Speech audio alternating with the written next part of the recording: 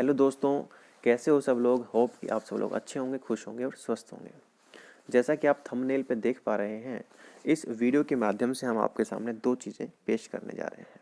पहली ये कि किसी भी व्यक्ति की किसी भी पोस्ट पर कितनी सैलरी है, आज के बाद ये आप खुद ही कैलकुलेट कर पाएंगे। उसका क्या प्रोसेस है और क्या क्या चीज़ें हमें पता होनी चाहिए, ये सब चीज़ें जानने के लिए प्लीज़ आप वीडियो में अंत तक बने रहें। साथ ही मैं आपको बता दूं, जो लोग मुझे जानते हैं वो ठीक है, जो नहीं जानते उनके लिए बता दूं, मैं CGL 2016 के बैच का एक ऑडिटर हूं जो जम्मू में पोस्टिंग है। तो CGDA ऑडिटर्स के बारे में फुल जो डिटेल होगी वो हम डिस्कस करेंगे वीडियो के एंड में। ठीक है, तो ये दो चीज़ें हम इस वीडियो में डिस्कस करेंगे। चलो पहली सैलरी की बात कर लेते हैं कि सैलरी जो चीज़ होती है वो 3-4 चीज़ों के ऊपर डिपेंड करती है। पहली DA पे, ठीक है। जो DA जो होता है ये वेरी करता है एवरी 6 मंथ्स के बाद। जो है सेंट्रल गवर्नमेंट जो होती है वो DA जो है चेंज करती है, 2%, 4%, कभी 5%। ठीक है, तो DA जो होता है वेरी करता है, उसी हिसाब से सैलरी भी जो होती है वो इंडिविजुअल की वेरी करती है। ठीक है, तो पहला तो हो गया फैक्टर DA कि DA के ऊपर डिपेंड करती है कि DA कितना है, उसी के अकॉर्डिंग सैलरी भी वेरी करेगी। दूसरी जो फैक्टर है जिसके ऊपर सैलरी डिपेंड करेगी वो लोकेशन, या बोल देंगे हम HRA के ऊपर। लोकेशन पे किस तरीके से करते हैं बताता हूँ आपको। लोकेशन के अकॉर्डिंग जो होता है वो HRA डिसाइड होता है। जैसे जो जितनी भी लोकेशंस होती हैं उनको 3 कैटेगरीज में डिवाइड किया होता है, X, Y और Z सिटीज़ के अंदर। ठीक है, तो Z सिटीज़ होती हैं, इनके अंदर HRA 8% होता है। 8% किस चीज़ का 8% होता है? ये बेसिक पे का 8% होता है भाई। ठीक है, उस इसी तरीके से जो वाई सिटीज़ होती हैं उसमें 16% मिलता है HRA का, और जो एक्स सिटीज़ होती हैं उन पे मिलता है 24%। तो एक्स सिटीज़ के लिए 24% जो है HRA हमें मिलता है बेसिक पे का। ठीक है, उसके बाद एक मिलता है TPT अलाउंस, मतलब ट्रांसपोर्ट अलाउंस होता है। ये डिपेंड करता है अपने लेवल के ऊपर, किस लेवल में आप या ग्रेड पे में बोल दो या लेवल बोल दो, एक ही बात होती है। किस लेवल में आप एंटर हो, जैसे आप 2400 ग्रेड पे में हो या 1800 में हो, या फिर मान लो आप हो सकते हो 4800 में हो, 4600 में हो, तो उसके अकॉर्डिंग TPT जो होता है ये वेरी करता है। TPT होता है 900, हो सकता है 900 से स्टार्ट होता है, मिनिमम 900 TPT सबको मिलता है, 900। ठीक है, उसके बाद 900 के साथ साथ ये 1800, 3600 तक मिलता है TPT। और जो DA रेट होता है उसी रेट से जो TPT होगा उसके ऊपर DA भी मिलेगा हमें। मान लो 1800, अगर किसी का TPT 1800 है तो, और उसका मान लो 17% DA है, तो 17 × 18 ये और उसको मिलेगा, D ऑन TPT मिलेगा। डिडक्शंस NPS कटता है और CGI-GIS के उससे कुछ कटते हैं। CGI-GIS का ये 30 रुपये कटेंगे या 60 कटेंगे या 120 रुपये कटेंगे। ये जनरल इंश्योरेंस स्कीम होती है सेंट्रल गवर्नमेंट की। ठीक है, तो ये सब इसकी डिडक्शंस होती हैं। तो उसको हम कैलकुलेट कैसे करें, तो हमें किन किन चीज़ों के बारे में पता होना चाहिए। मान लो किसी भी एम्प्लॉय की आपको अगर सैलरी पता करनी है तो आपको 2-3 चीज़ों का पता होना चाहिए। जैसे कि वो किस ग्रेड पे में भर्ती हुआ, जैसे कि वो इंस्पेक्टर बनाया तो ऑब्वियस है वो 4600 ग्रेड पे में होगा। ठीक है, तो 4600 ग्रेड पे में होगा, तो 4600 ग्रेड पे हो गए ये, मतलब level 7। 4600 grade pay means level 7। तो लेवल 7 में कौन सी उसकी बेसिक पे होगी, तो ये 44,900 के अंदर वो उसकी बेसिक पे, ये उसकी बेसिक पे होगी। तो आगे की जो कैलकुलेशन जो भी होंगी वो क्या होंगी, इसके ऊपर कैलकुलेट होंगे आगे की जितनी भी कैलकुलेशंस होंगी। ठीक है, अब आ जाते हैं ऑडिटर्स के ऊपर आते हैं। भाई ऑडिटर की कितनी है, 2800 ग्रेड पे होती है, 2800 होती है ग्रेड पे ऑडिटर्स की। तो 2800 ग्रेड पे में उसकी जो बेसिक पे होगी, उसकी जो बेसिक पे होगी वो ये होगी 2800 में 29,200। तो 29,200 के ऊपर जो होंगी वो सारी कैलकुलेशंस आगे 29,200 पे होंगी। ठीक है, देखो क्या क्या होंगी वो चीज़ें।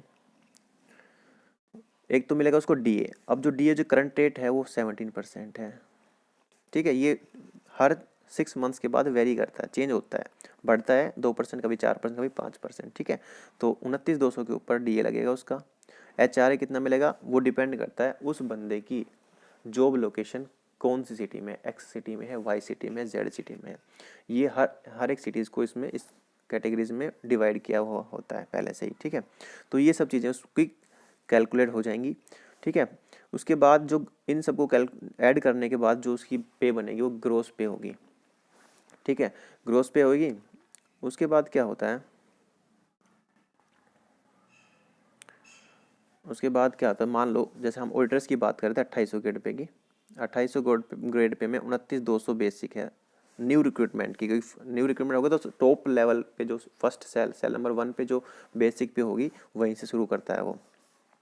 इसके बाद 17% इसका 17% निकाल लिया, वो डीए इसको मिल जाएगा, एचआरए मिल जाएगा, डिपेंड करेगा कहाँ, दिल्ली में है तो 24% मिलेगा, 24% दिल्ली, और बाकी सिटीज़ होती हैं जैसे मुंबई कोलकाता एंड एक दो सिटीज़ और हैं जहाँ पे 24% मिलता है, ठीक है, बाकी हर जगह पे कम ही मिलता है, 8% 16% ही मिलता है।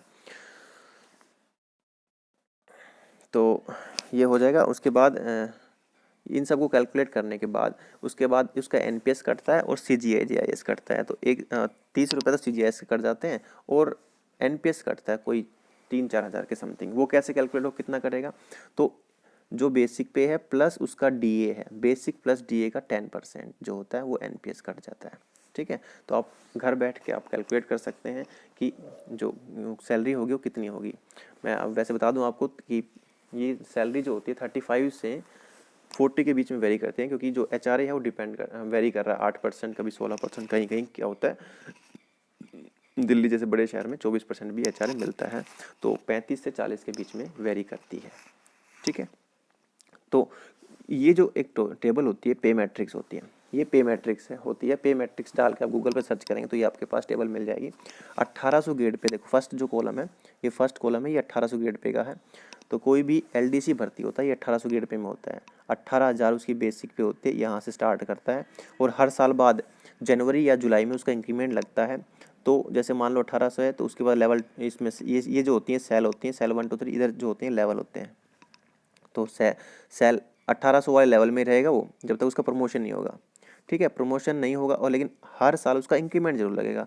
तो सेल 1 से सेल 2 में चला जाएगा, सेल 2 से सेल 3, हर साल बाद उसका इंक्रीमेंट होगा। इस तरीके से ये प्री डिफाइंड होता है, पहले से फिक्स होता है, ठीक है। हमें बाकी 3% निकाल के ही होता है ये, उसका नियरेस्ट 100 के रूप में इसमें लिखा होता है टेबल के अंदर, ठीक है। तो ये टेबल इस तरीके से आपको मिल जाएगी। आप किसी भी पोस्ट पे कोई एम्प्लॉय है तो उसकी आप सैलरी कैलकुलेट कर सकते हो, ठीक है।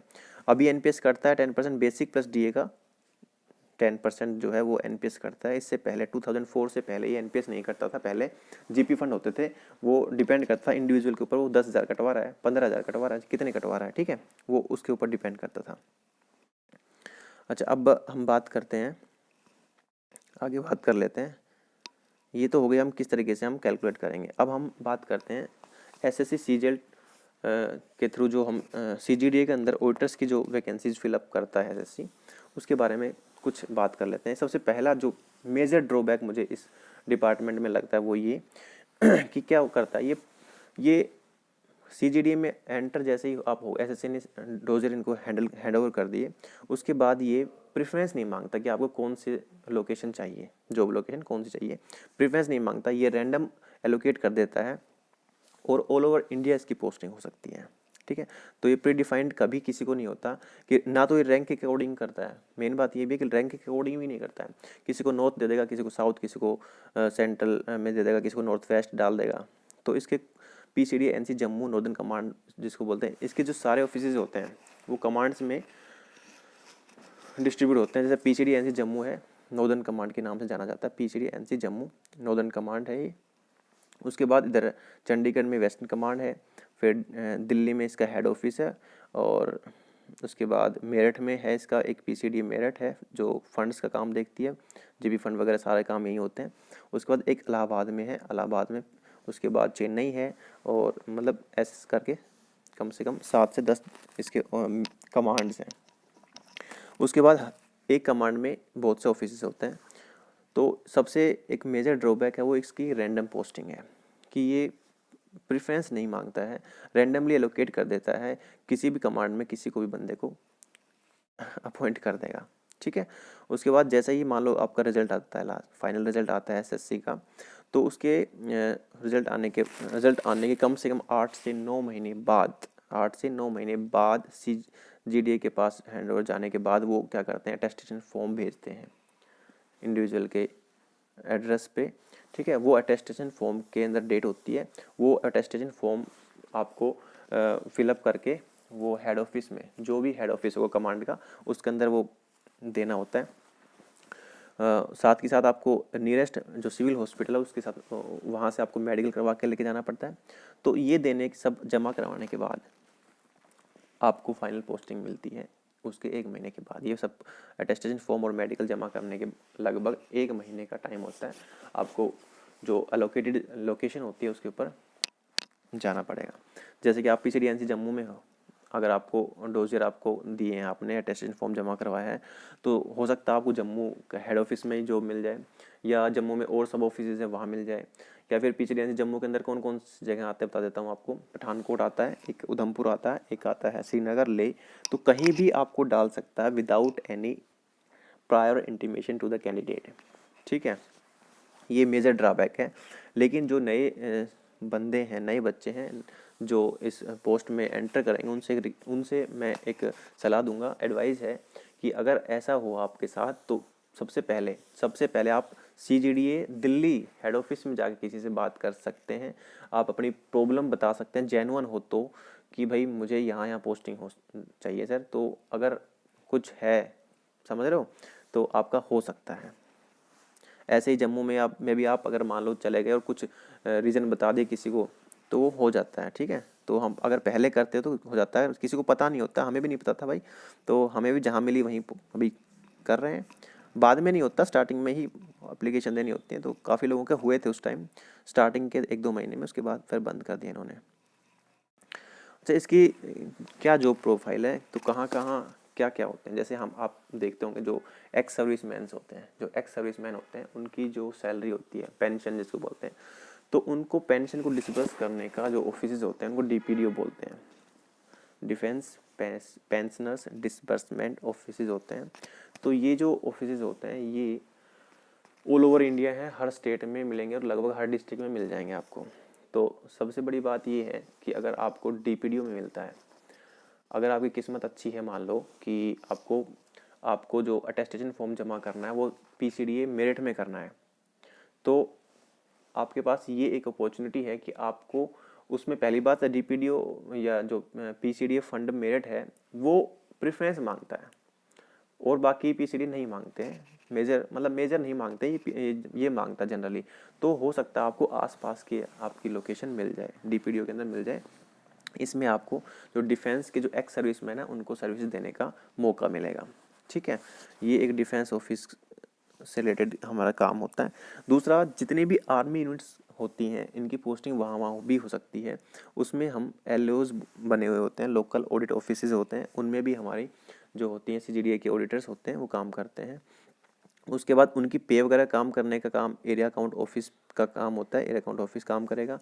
जो वहाँ पे यूनिट्स एंड फॉर्मेशंस के जो इंडिविजुअल्स होते हैं अपनी फैमिली के साथ रहते हैं, तो उनको क्वार्टर्स वगैरह का अरेंजमेंट और उनका जो रेंट बिल जनरेट करना, ये सब काम BSO करता है। कुछ GE ऑफिस होते हैं, गैरिसन इंजीनियर, ये सब उनको प्रोवाइड करते हैं फैसिलिटीज़। इन सब ऑफिस में जो होती है CGDA के ऑडिटर्स काम करते हैं, ठीक है भाई। उसके बाद हम कुछ देख लेते हैं कि अगर ट्रांसफ़र का क्या सीन है। तो ट्रांसफ़र के सीन का ये चक्कर है कि भाई अगर आपकी बहुत अच्छी अप्रोच है, बहुत ही ज़्यादा अच्छी अप्रोच है, तो कोई क्राइटेरिया नहीं है भाई उस चीज़ के लिए, ठीक है। आप कभी चाहें जब चाहें ट्रांसफ़र करवा सकते हैं। लेकिन अगर आप रूल वाइज चलें, रूल ये है कि कम से कम आपको 3 साल कंटिन्यूस सर्विस करनी पड़ेगी विद इन ए कमांड, कि एक पर्टिकुलर कमांड में अगर आपकी जॉब आई है तो उस कमांड में आपको 3 साल रहना पड़ेगा। उसके बाद भी श्योर नहीं है, अगर आपका कुछ है नहीं तो फिर आप कुछ नहीं कर सकते, ठीक है। तो कुछ हार्ड एंड फास्ट रूल नहीं है कि आपको हो ही जाएगा 3 साल बाद, तो ऐसा कुछ नहीं है। हाँ, इसमें प्रमोशंस के बहुत अच्छे स्कोप हैं भाई। अगर कोई इसमें क्या होता है, सबसे ज़्यादा प्रमोशंस का जो स्कोप है, अपॉर्चुनिटीज़ हैं प्रमोशन की, वो इसी डिपार्टमेंट में है। जैसे कि बताता हूँ मैं कैसे। अगर आप ऑडिटर भर्ती होते हैं इसमें, अगर आप CGL के थ्रू ऑडिटर जाते हैं तो 2 साल के बाद एक SAS का एग्ज़ाम होता है। SAS के एग्ज़ाम के अंदर क्या होता है, वो AA का एग्ज़ाम होता है एक तरीके से।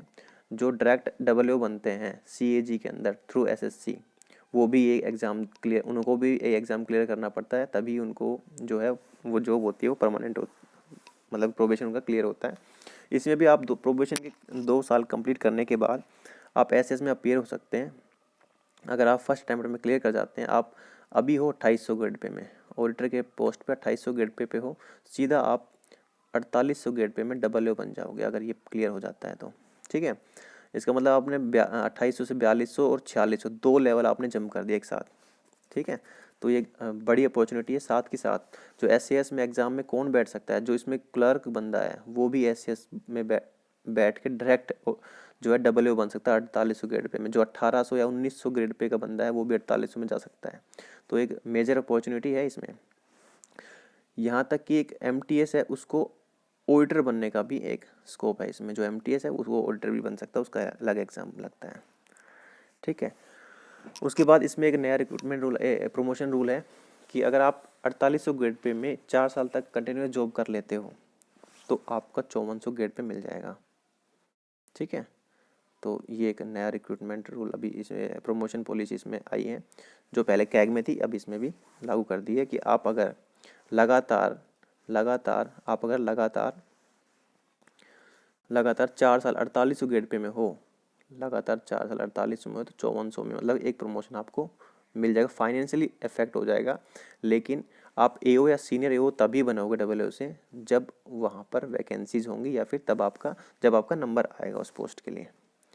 बस इस वीडियो में यहाँ तक ही, बाकी हम बाद में डिस्कस करते हैं किसी दिन। धन्यवाद वीडियो में अंत तक बने रहने के लिए।